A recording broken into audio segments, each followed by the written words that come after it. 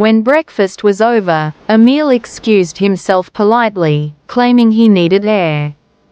I knew he was giving us space, but part of me feared he was also retreating into the silence that men use as armor. My father remained at the table, the untouched toast in front of him like evidence he couldn't eat.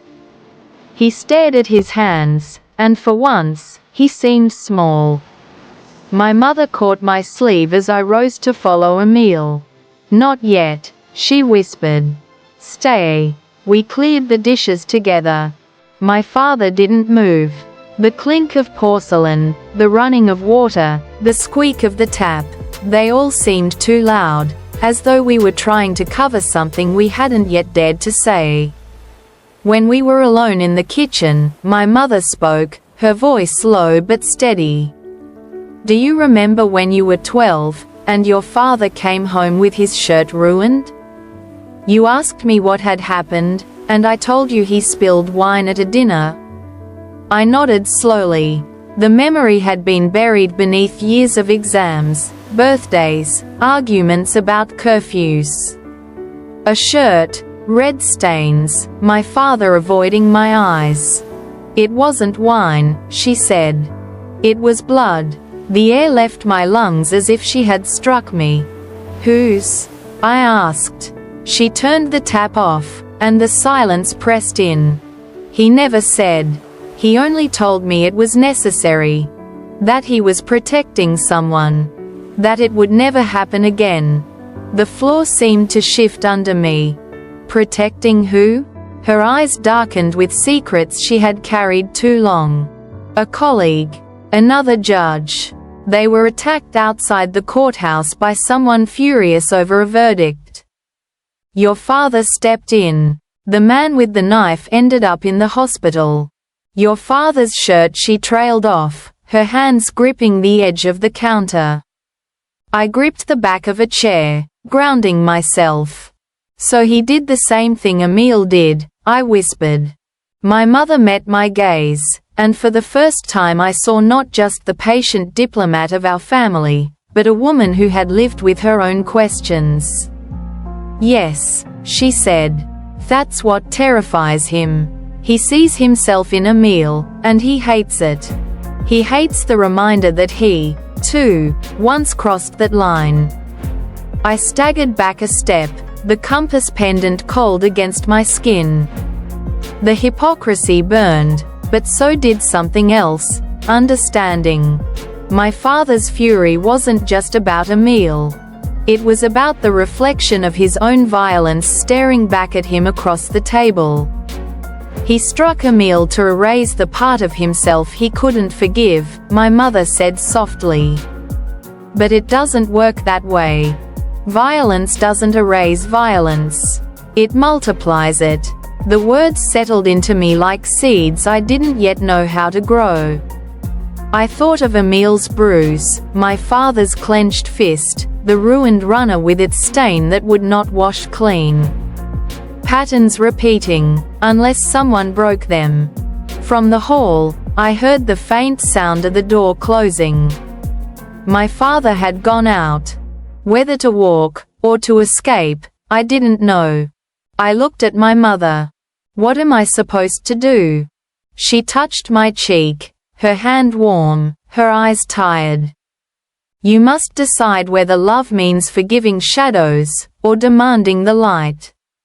Outside, the city carried on, trams clattering, children shouting, a dog barking at nothing. Inside, the war between past and present had claimed another battlefield. It was Emil who asked for the meeting. "I don't want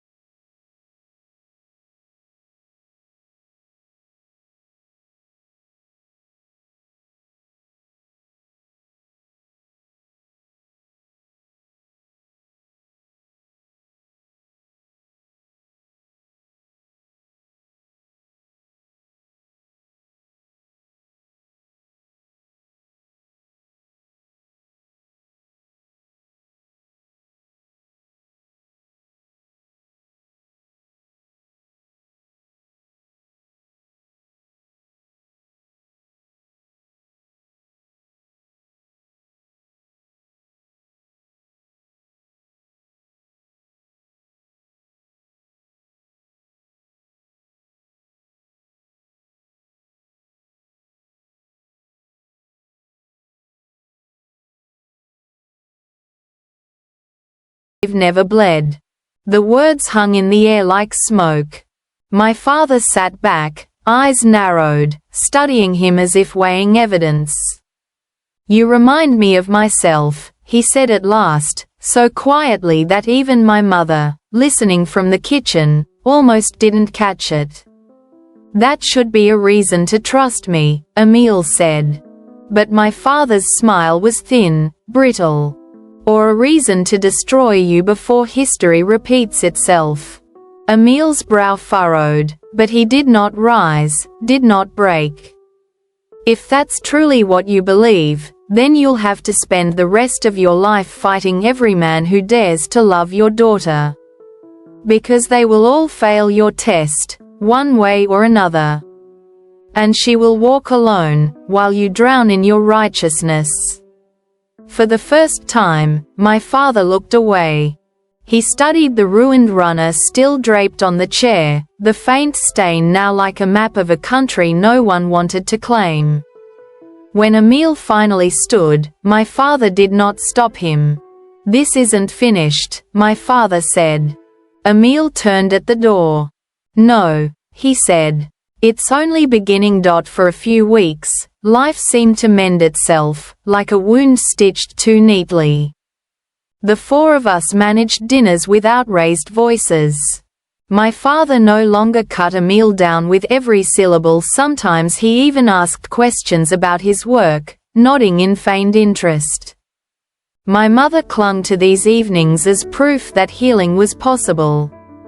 I wanted to believe it, too. There were moments when hope appeared so close, so fragile, that I dared not breathe too hard. Emil and I would walk home hand in hand after a meal, whispering about how far we had come, how perhaps bridges could be rebuilt after all. But beneath the table, I sometimes caught my father's hands clenched into fists on his knees. His smile, when it came, was tight at the corners, like a mask adjusted too quickly. Once, I saw him standing at the window long after dinner, watching Emil walk away. The expression on his face wasn't anger anymore. It was something quieter, colder. Calculation. Still, he played the role well. He spoke of family trips we might take, of holidays where Emil could join us. He even suggested, one evening, that perhaps he and Emil might spend time together, just the two of them. "Fishing," he said, his tone almost casual. "The river's calmer this time of year. Good for clear thinking." Emil agreed, perhaps too eager for proof that the war was ending. My mother smiled with relief. I squeezed Emil's hand under the table. And my father watched us both, his eyes unreadable, as if he were already standing on some hidden shore, waiting. That night, as I drifted towards sleep, I thought of the ruined runner my mother refused to throw away.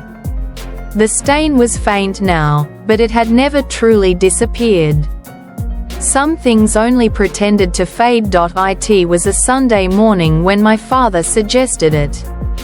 "The weather's good," he said over breakfast. "The river will be calm. Emil, why don't you join me for a few hours on the water? Just us men." The words landed like a gift wrapped too neatly. My mother's eyes widened, then softened in relief.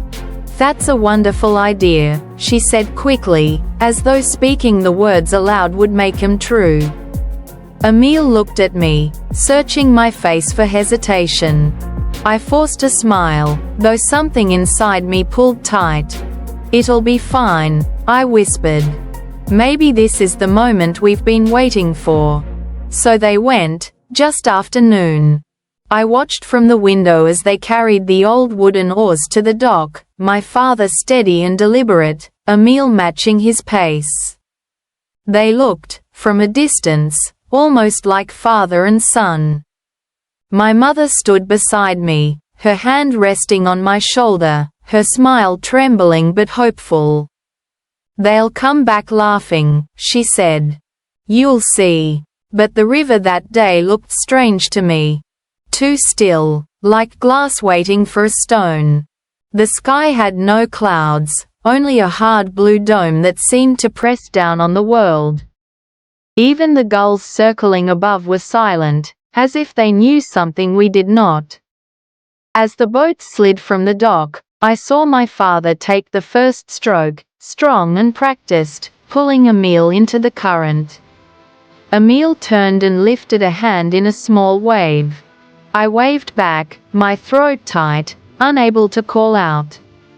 Beside me, my mother sighed with relief. "It's over," she whispered. "Thank God, it's finally over." But in my chest, the compass pendant lay heavy and cold, and I could not shake the feeling that the river was not taking them toward peace but toward something darker.